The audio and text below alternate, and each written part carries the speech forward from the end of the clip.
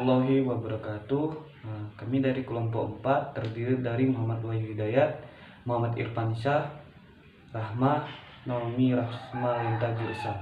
Di sini kami membawa materi pengaruh perubahan iklim pada zooplankton laut. Pengaruh perubahan iklim pada zooplankton laut. Laut memainkan peran kunci dalam mengatur iklim dengan menyimpan, mendistribusikan, dan menghilangkan energi dari radiasi matahari dan pertukaran panas dengan atmosfer. Mereka juga merupakan reservoir utama panas dan garam, serta mengatur tingkat mengumpan dan curah hujan maupun menyimpan CO2 dalam jumlah besar sejak awal abad ke-19.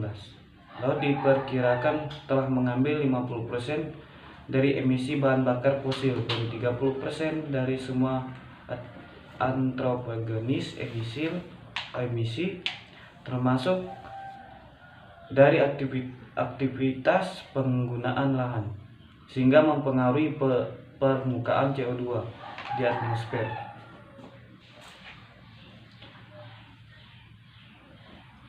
Hubung integral antara produsen primer dan tingkat tropik atas salah satu peran terpenting. Zooplankton adalah sebagai pemakan rumput utama dalam jaring perubahan yang disebabkan oleh iklim pada ekosistem pelagis. Secara efektif ditransfer oleh zooplankton ke tingkat tropik atas sebagai populasi ikan yang penting secara komersial. Zooplankton sebagai indikator perubahan iklim. Zooplanktonik organisme adalah bioindikator yang sangat berharga dari perubahan yang didorong oleh iklim di lingkungan laut, karena mereka menghadirkan berbagai atribut tertentu. Mereka poikilotermik, jadi proses fisiologis mereka misalnya konsumsi, respirasi, reproduksi, sangat sensitif terhadap perubahan dalam suhu. Spesies zooplanktonik memiliki siklus hidup yang pendek. Oleh karena itu, populasi ukuran kurang dipengaruhi oleh kegiatan individu dari tahun sebelumnya. Ricardos dan Kunz 2006. Ini mengarah ke kondisi yang dekat antara perubahan lingkungan dan dinamika populasi. Ricardos 2008. Beberapa spesies zooplankton dieksploitasi secara komersial. Karena itu, variasi jangka panjang dalam menanggapi perubahan lingkungan umumnya tidak dibingungkan dengan tren eksploitasi. Organisme zooplanktonik adalah indikator perubahan yang lebih baik daripada variabel lingkungan itu sendiri, karena tanggapan non-linear organisme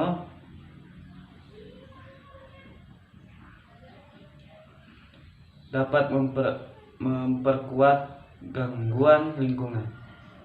Mengingat kebiasaan mengambang bebas mereka, zooplankton dapat menunjuknya perubahan dramatis dalam distribusi dan dapat dengan mudah memproses perubahan dalam suhu dan arus samudra dengan mengambang, menyusukannya rentang distribusi zooplankton laut dan pemanas global dan peningkat suhu air permukaan laut,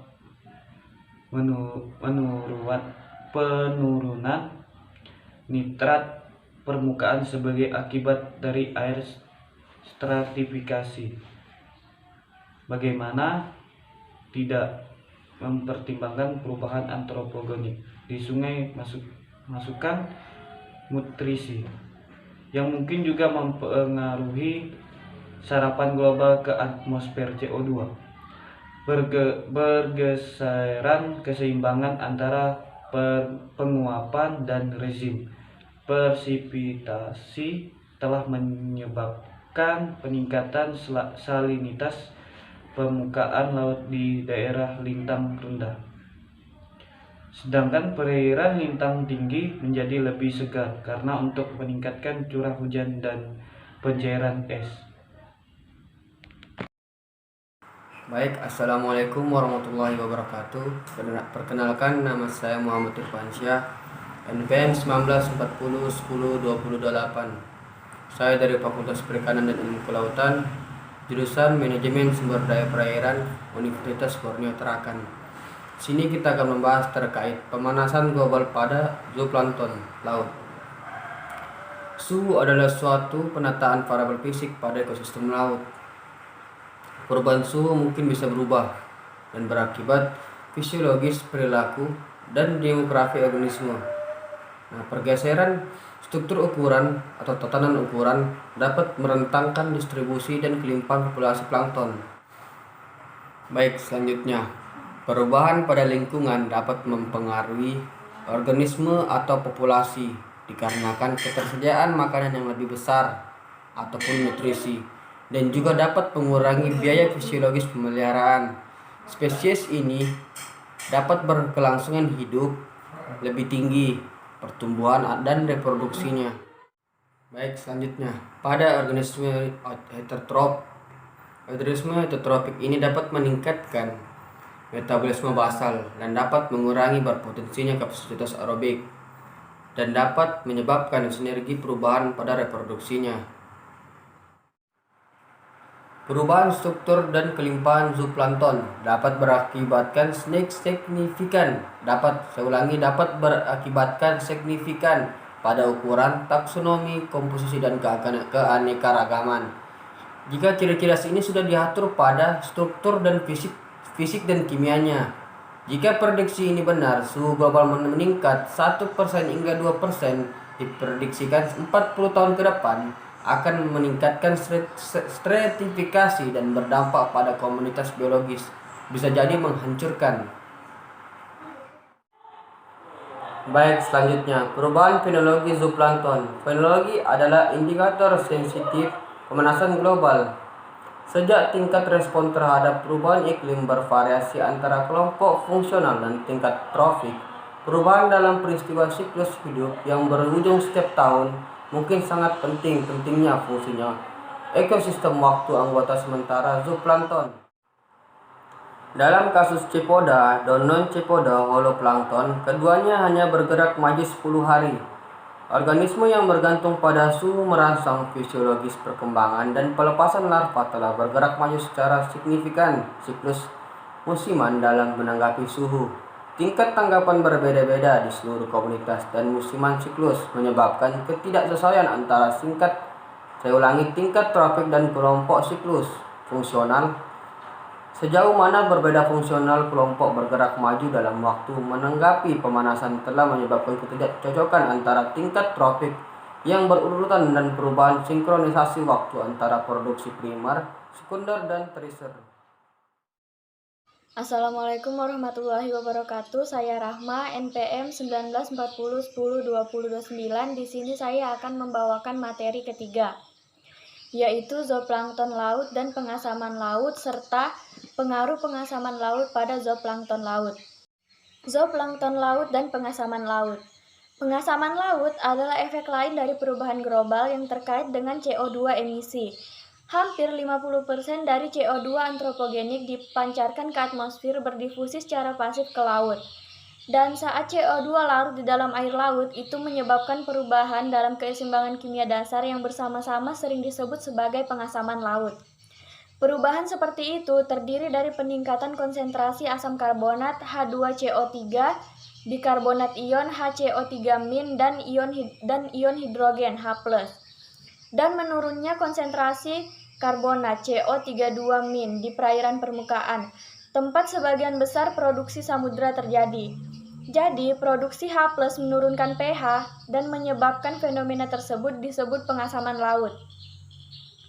Ion karbonat dapat bereaksi dengan kelebihan H+ membentuk HCO3- dan sistem penyangga karbonat akan memungkinkan lautan mempertahankan pH yang stabil meskipun emisi meningkat.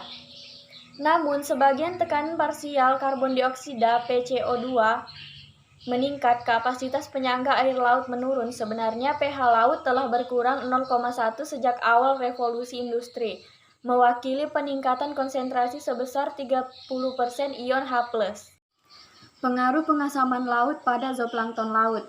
Banyak penelitian menganggap pengasaman laut sebagai ancaman untuk biota laut. Kebanyakan dari mereka mengemukakan bahwa yang pertama yaitu tingkat kalsifikasi dari banyak organisme pembentuk cangkang merespon derajat kejenuhan mineral CaCO3. Yang kedua yaitu aragonit. Mineral CaCO3 yang lebih mudah larut dalam pengapuran organisme menjadi tidak jenuh di permukaan laut pada awal abad ke-21. Yang ketiga yaitu efek biologis dari penurunan pH laut jauh melampaui batasan kalsifikasi. Oleh karena itu, pada organisme laut, proses fisiologi seperti pertumbuhan, perkembangan, metabolisme, ionoregulasi, dan keseimbangan asam basa bisa dipengaruhi oleh peningkatan CO2. Pengaruh pengasaman laut pada zooplankton laut memiliki beberapa efek. Efek yang pertama yaitu efek pada rantai makanan plankton. Pengasaman laut dapat menghasilkan dampak tidak langsung pada zooplankton karena dapat mengubah komposisi biokimia mangsa fitoplankton, mempengaruhi kualitas makanan nutrisinya. Tinggi konsentrasi CO2 dapat mendorong fiksasi karbon di produsen utama dan dengan demikian mengurangi kandungan nutrisi relatif terhadap karbon. Asam lemak Fa. Asam lemak Fa adalah faktor penting yang mengatur perpindahan energi dari fitoplankton melalui zooplankton karena organisme heterotropik ini tidak dapat mensintesis Fa dan harus memasukkannya melalui diet. Beberapa rantai panjang Fa tak jenuh ganda sangat penting untuk pertumbuhan, perkembangan, dan reproduksi. Pengasaman dapat mempengaruhi produksi Fa oleh fitoplankton karena beberapa parameter fisiologis yang berpengaruh, aktivitas enzim terpengaruh. Meskipun respon langsung dari CP poda terkena peningkatan CO2 konsentrasi lemah, sepertinya CO2 itu secara tidak langsung mempengaruhi zooplankton pertumbuhan melalui pengaruhnya terhadap kualitas nutrisi fitoplankton. Yang kedua yaitu efek pada tahap perkembangan awal. Pengasaman laut juga bisa menghasilkan efek pada tahap perkembangan awal karena larva dan anakan umumnya lebih rentan terhadap gangguan lingkungan dan kelangsungan hidup mereka akan sangat menentukan kelimpahan populasi, sebaran, dan konfigurasi komunitas. Yang ketiga yaitu efek pada sekresi fauna laut non-kerangka dan terkalsifikasi lainnya. Menggunakan mineral kalsium dalam organ sensorik, gravitasi tersebar luas di banyak tempat organisme zooplankton yang memiliki statolit, statosit, atau statokontia. Dengan demikian, perubahan kimia karbonat air laut akan mempengaruhi mineralisasi dari berbagai jenis reseptor gravitasi dan mungkin berdampak pada kesehatan organisme secara keseluruhan. Dihipotesiskan bahwa potensi dampak akan bergantung pada kemampuan organisme tersebut mengatur keseimbangan asam basa di jaringan yang mengelilingi struktur tersebut. Yang keempat yaitu efek pada perilaku zooplankton. Studi relatif terhadap efek pengasaman pada reproduksi zooplankton mengungkapkan perubahan pada berenang dan kawin, perilaku serta kesuksesan kawin secara khusus. Pengasaman laut dapat menurunkan kemampuan Copepoda jantan untuk mendeteksi, melacak, dan menangkap Copepoda perempuan. Selanjutnya yang kelima yaitu efek pada toksisitas polutan. Pengasaman dapat meningkatkan efek potensial polutan pada organisme laut, terutama di pesisir daerah. Misalnya pengasaman laut akan mengubah organik dan anorganik spesiasi logam dan akan mengubah interaksi logam dengan kelautan organisme seperti zooplankton. Perkenalkan, nama saya Naomi Rasmalam Tagirsang, NPM 1940102053. Di sini saya akan menjelaskan tentang zooplankton laut dan radiasi UV. Zooplankton laut dan radiasi UV. Permukaan bumi dilindungi oleh radiasi ultraviolet matahari atau UV, oleh ozon stratosfer. Daerah spektrum ultraviolet dibentuk oleh panjang gelombang di kisaran 100 sampai 400 nanometer.